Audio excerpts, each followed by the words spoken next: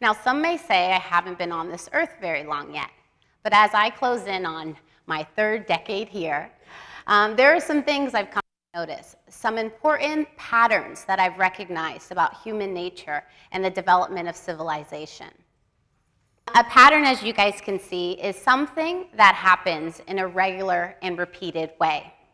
One pattern in particular that I want to focus this talk on is that of education. Education is something that runs deep. Education has permeated every single century, continent, and culture that's ever existed. Education, the transfer of knowledge from one person to another, is a very natural and necessary process. In fact, it's essential to our ability to not only survive, but thrive and flourish. And it's for this reason that education is something people fight to have access to. Education is something people pick up and move across town to get closer to. Education is something that people save their entire lives to pay for. Education is something that we all think we can have to secure a great job. And in my case, and maybe perhaps many of you in the audience, education is also something that people build their entire lives around. But there's something critically important we all must understand about education. Everything we know it to have been up to this point, we created. I'll say that again. Everything we know education to be up to this point, we human beings have created. The institutions of learning, the curriculum, the degrees, the roles of student, teacher, administrator. It didn't just fall from the sky. Education is a social construct that we created. We've decided what the most important information is to pass on, and we've also decided the delivery mechanism we think is best to get that information forward. But I dare to ask, is it working? Is what we've created the education system to be working? I think the best place to find this answer is in the outcomes we've produced to date. When students enter a school system, they're all in the same class, but sooner rather than later, testing begins. Those students that test proficient or advanced, they're put off on one path, the path of, say, for instance, gifted classes. Those students that score below basic, they're put on another path, probably one that consumes of remedial training. What happens, though, more times than not, is that these paths never cross again. And those in the remedial track never really get a fair chance at catching up. But the saddest part of it all is that some of them never even make it to the destination. High school dropout rates in this country are absolutely atrocious. Every year, 1.2 million high school students drop out. That's one student every 26 seconds. Couple that with suspension rates, and you have an entire youth population that are leaving the school system and oftentimes going directly into the prison system. If you haven't yet researched it, I would highly recommend you look up the school-to-prison pipeline. It's a very real and scary thing. But what about the teachers, you may be wondering? Surely the teachers are here to fix everything. Now, coming as a teacher myself, I definitely firmly believe that teachers are the, arguably, most important factor in a student's trajectory and personal development. But the fact of the matter is that most teachers are overworked, overwhelmed, and underpaid. So how much of a factor can they play if they're not sticking around? Within 5 years, 50%, 50% of all new teachers leave the profession. And you may be wondering about those students that were on that fast track to success, the ones who graduated from high school. You're probably thinking, well, they're surely set up for success for the rest of their lives. But who's really thinking like that anymore, honestly? How much is a high school degree worth nowadays? What these students are finding is that they now have to go into debt, taking tens, if not hundreds of thousands of dollars out in student loans in order to acquire that higher degree that's supposed to set them up for this decent job.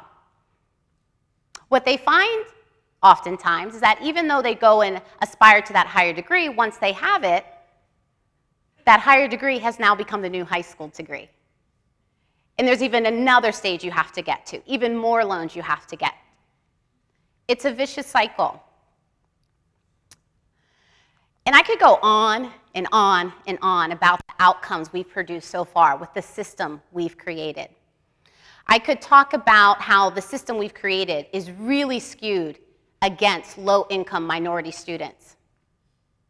I could talk about how arts and creativity are being stripped out of classrooms every day. I could talk about how the lack of physical activity and the mass feeding of processed foods to the students have created an obesity epidemic we've never seen before. I could perhaps talk about how the students with special needs still aren't being properly serviced, even in 2015. I could talk about how these schools, unfortunately, have become breeding grounds for bullying, violence, and even suicide. I could go on and on and on about some of the outcomes we're producing because of the system we've set up. But I'll stop there. I'll stop. And I'll ask you, how are you feeling about what I just shared? Knowing that this is a system we've created, we've bought into, we've perpetuated.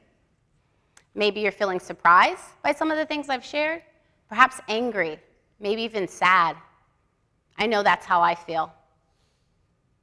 But Mandela, what about all the good? What about all the good that this system has created? Surely it can't be all bad. I would say I absolutely agree with you. I mean, just look at you. Just look at me. Just look at everyone in this room. Most of us have gone through this system, and we turned out all right, didn't we? Many of us in this very room have even taught in this system, and we're darn proud of the impact we made on our students' lives. But you can't overlook the facts. The fact of the matter is that there are still too many people outside of this room who have not benefited from this system. People could even argue that this system has downright hurt these people. And in my opinion, that's enough to get us to rethink the system, to create a better system. And so my job here today is to get you fired up. I'll say it again. My job here today is to get you fired up. I want you to have a breakthrough right now. I want you to envision possibilities that never were before. I want you to set aside your limiting beliefs, your old paradigms, and step into the possibilities of a better future. A future that gives as many people as possible access to a quality educational experience. Access to becoming fully realized human beings. Access to being great contributors to society. But you're going to have to do something really important first. You're going to have to become an entrepreneur. Now, I'm not talking about an entrepreneur in the sense of Mark Zuckerberg, drop out of school, build an app, save the world kind of entrepreneur. Entrepreneurship that I'm talking about is the entrepreneur that already lives inside each and every one of you. Entrepreneurship is a mindset. It's an empowering mindset. It's a belief. It's believing that you are not just a cog in the wheel, that you can affect the wheel. You can innovate the wheel. You can make a better wheel. So what I'm going to do right now is walk you through 5 simple things that I think you can do to start developing a more entrepreneurial mindset as you go about thinking how we can fix this education system. Number 1, question things.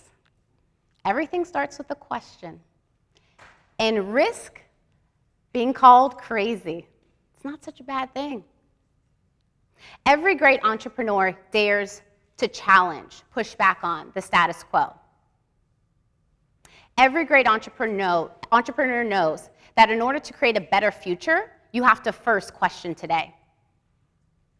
In the 1980s, all the way up to the early 2000s, a guy, maybe you've heard of him, Steve Jobs, he fully pushed back on the idea of what a computer was, what it could be. He pushed back on what an MP3 was, what it could be. He also pushed back on, the things in all of your pockets, the cell phone. And we now have him to thank for our beautiful MacBooks, our iPhones, and our tablets. I'll give you another example. 1907. It was when the first taxi cabs were imported from France to New York City. 2009. It was when Uber, a ride-sharing service, launched in San Francisco. If anyone in here is good at math, you would know that that's over 100 years difference from when one system of public transportation was set up, and it's been going on and on and on, and someone had the nerve. A couple guys had the nerve to challenge it. There's a better way to do this. And obviously, if you've been in an Uber, you know what that experience is like. But again, they challenged a system that was set up for a century, and they're making it work. Number 2, get inspired. At this point, us modern humans, scientists say, we've been around for about 200,000 years. That's 200,000 years people, such as you and I, have already been doing stuff. They've been trying new things. They've been innovating. Some of them have worked, some of them haven't. I mean, it really runs the gamut here. But just think about it. That's 200,000 years worth of stuff that you can get inspiration from, that you can learn from, that you can build upon. So I challenge you, next time you're in a bookstore, go down a different aisle you haven't been before. Expose yourself to something someone else has already contributed to the world. It just might be that spark you needed. I challenge you to scour the internet. Do a Google search for something maybe you've been curious about, but you never really took the time to sit down and be exposed to. I challenge you to get out of this room later on and go sit in on alternative learning experiences. How are other people doing education? Is there something we can take away from it and apply? Number 3, this is a really, really, really important one. You have to decide what you want. Not what I told you, not what else anyone else said up here today. What do you want? What do you believe? What do you think is a great educational experience? You have to get clear on where you stand. So you went out and did all this research, right? Curiosity is piqued, you're thinking, the wheels are turning, but you got to decide, where do you stand? What are you willing to go to bat for? I'll give you an example. 12 times J.K. Rowling was rejected when she tried to get her book, Harry Potter and the Sorcerer's Stone, published. 12 no's she had to overcome to get the book that would then lead to a series, one of the highest grossing of all time. And imagine if she would have quit. I mean, of course, the bookstores probably would have been a little less crowded during the holidays, right? Might have saved you a couple headaches. But in reality, why didn't she quit? And in my opinion, it's because she was a woman with a made-up mind. She decided what she believed, like she believed, like she believed, and she wasn't going to let anyone stand in her way or deter her off of that path. Number 4, take action. To know and not to do is really not to know.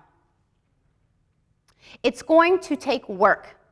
Anything worth having is worth working for, but you have to do the work. You can't just go out and put your dreams out on paper, hang them up in your wall. What is the work you're backing it up with? Dallas Mavericks owner, Mark Cuban. I don't know if you know this, but his very first business, before he had this empire, everything he did to go on and affect the world, his very first business, you know what he decided to do? Not to take a vacation and not to take it for 7 whole years. Jeff Bezos, he's the CEO of Amazon. In his early days, he always talks about how him and his co-founders would stay up till 3 a.m. every single day to make sure those books got shipped out. What do these two gentlemen have in common? They both took massive action. They recognized if anything's going to happen, they got to depend on themselves to make it happen. No excuses. And lastly, enlist others. It takes 2 flints to make a fire. It takes 2 flints to make a fire. That's one of my favorite quotes because I think it so eloquently emphasizes the importance of utilizing resources outside of oneself. Every single entrepreneur I mentioned did not get to where they are by themselves. They recognized the importance of enlisting others in a vision. They found people who believed what they believed. They found people who had complementary skill sets to their own. They found people who they could connect the person's personal mission with a broader collective vision, and they locked arms and they got to work. So as I wrap up here, I want to remind you of a couple things. Number 1, education is key to our survival. Education is key to our ability to not just thrive, but reach our greatest potential. The education system we've set up to date, some of it's working, but some of it's not. Some people are benefiting, but not everybody. Today I made my case for why I believe education needs entrepreneurs.